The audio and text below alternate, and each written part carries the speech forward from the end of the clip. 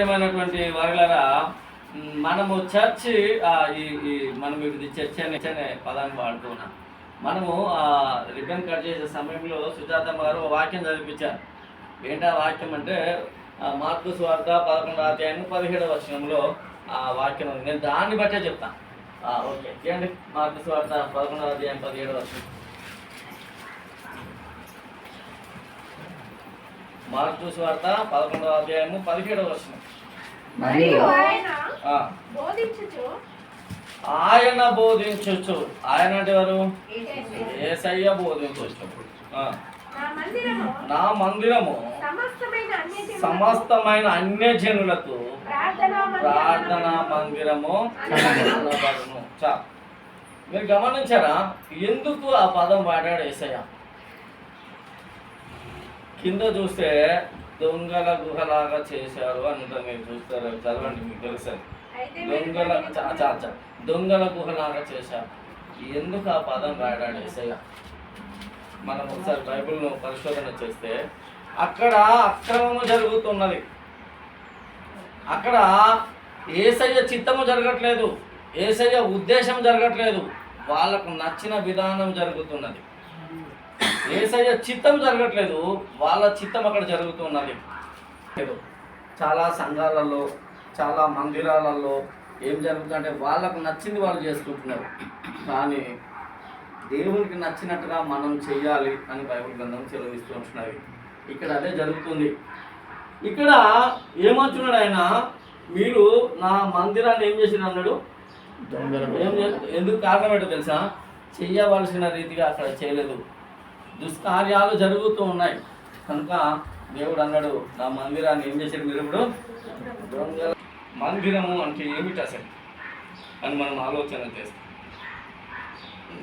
నేను నాకు ఇచ్చిన టైం కొంతనే కనుక దాన్ని నేను మీకు జస్ట్ బ్రీఫ్ ఇంట్రడక్షన్ మాత్రమే ఇస్తాను.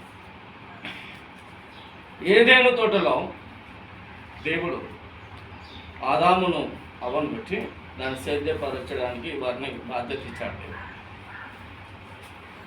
అంతేకాదు దేవుడు ఏం చేశాడంటే ప్రతి చల్లపూట వచ్చి వాటితో మాట్లాడేవాడు, వాటితో సహవాసం చేసేవాడు, వాటితో కలిసి ఉండేవాడు. మీరు ఆదికాండం 3వ అధ్యాయం 8వ వచనంలో చూస్తే తెలుస్తుంది మీకు. ప్రతి చల్లపూట ఎప్పుడు వచ్చేవాడు? వచ్చి వాళ్ళతో గడిపి, వాళ్ళతో ఉండి, వాళ్ళతో మాట్లాడి ముచ్చటిచ్చి వెళ్ళిపోయేవాడు. ఇది మనం బైబిల్ గ్రంథంలో చూస్తున్నటువంటి విధానం. కానీ ఆదాము అవరు ఏం చేశారో తెలుసా మీకు? యేసయ్య మీద విశ్వాసం ఉంచలేదు. దేవుని మీద వాళ్ళు విశ్వాసం ఉంచలేదు. దేవుని మీద ఆదాము ఏం చేశారు? విశ్వాసము ఉంచలేదు. రెండవదిగా విధేయత కూడా చూపించలేదు. ఇప్పుడు మమ్మీ గారికి మీరు స్టీవెనా శర్మ గారికి ఒక సహవాసం ఉంది. కొన్ని విధానాలు మధ్యలో వారు షేర్ చేసుకుంటూ వచ్చారు. ఇక్కడ దేవుడు తన ఉద్దేశాన్ని ముందే వారికి చెప్పాడు, ఆదాముకు అవ్వకు ముందే చెప్పాడు. కానీ ఈ ఆదాము అవ్వలు దేవుని మీద విశ్వాసం ఉంచలేదు. రెండవదిగా వాళ్ళ విధేయత కూడా చూపించలేదు. మరి వీళ్ళు ఏం చేశారు అంటే సాతాను మీద విశ్వాసం ఉంచారు. ఎవరి మీద? సాతాను మీద విశ్వాసం ఉంచారు. అంతేకాదు దుష్టునికి వాళ్ళు విధేయత చూపించారు. చేయవలసినవి చేయలేదు, చేయరానిదే చేస్తూ వచ్చారు వాళ్ళు. అందుకని దేవుడు ఏం చేశాడంటే అక్కడి నుంచి వెళ్ళిపోయాడు. ఇంకా అక్కడి నుంచి నాకు ఒక మందిరం నిర్మించు, లేదంటే నాకు ఒక స్థలాన్ని ఏర్పాటు చేయమంటే మోషే ఏం చేశాడు తెలుసా? దేవుడు వచ్చేవాడు. ఎందుకు? దేవుడు మనుషులతో ఉండడానికి కోరుకున్నాడు, మనుషులతో తన ప్రేమను పంచుకోవడానికి కోరుకున్నాడు, తన ఉద్దేశాన్ని మనుషులతో నెరవేర్చడానికి దేవుడు కోరుకున్నాడు. ఇప్పుడు వచ్చిన తర్వాత ఆ ప్రత్యక్ష గుడారం దగ్గర మనం చూస్తే దేవుని మందిరంలో అనేకమైన విషయాలను బైబిల్ గ్రంథంలో మనం ఆలోచన చేస్తే ఆ ప్రత్యక్ష గుడారం దగ్గర కూడా, లేదంటే ఆ మందిరపు గుడారం దగ్గర కూడా వాళ్ళు ఉండవలసిన రీతిలో ఉండలేదట. ఉండవలసిన రీతిలో ఉండలేదు. ఏ రీతిగా ఉండాలో ఆ రీతిగా ఉండకుండా వాళ్ళకు నచ్చినట్టుగా ఉండడం మొదలుపెట్టారు. చూసారా, మనుషులను దేవుడు తన స్వరూపంలో పుట్టించాడు, తనలాగా ఉండాలని కోరుకున్నాడు, తనకు విధేయత కలిగి ఉండాలని కోరుకున్నాడు, తనకు విశ్వాసం ఉండాలని కోరుకున్నాడు. కానీ మనుషులు దేవునికి విధేయత చూపెట్టలేదు, దేవునికి ఆ విశ్వాసము చూపించకుండా దుష్టుని అందు విశ్వాసం ఉంచారు. కనుక దేవుడు ఆ మనుషులను వదిలిపెట్టేసి వదిలిపోవడం జరిగింది. రెండవదిగా మనం చూస్తే ఇక్కడ మన బైబిల్ గ్రంథంలో మనం చూసినటువంటి మాటలు మనం చూస్తే మోషే విషయంలో అదే మాట్లాడుతున్నాడు.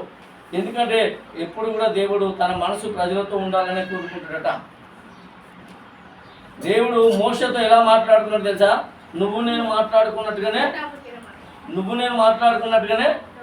మాట్లాడుతున్నాడు. నిర్గమకాండము 33వ అధ్యాయం.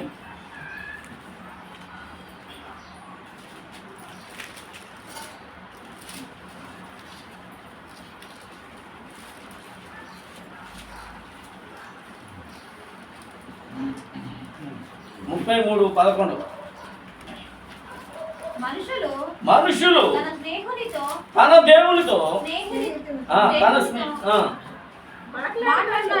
మాట్లాడినట్లు యెహోవా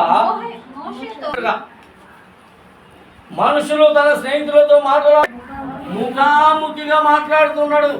మాట్లాడి ఏం చెప్పాడంటే, నా కొరకు ఒక గుడారాన్ని నువ్వు నిర్మించు, నా కొరకు ఒక గుడారం కావాలి. ఎందుకంటే నేను అక్కడి నుండి వచ్చి ఆ గుడారంలో ఉండి నా ప్రజలతో నేను నివాసం చేయాలనుకుంటున్నా. నా ప్రజలతో నేను నివాసం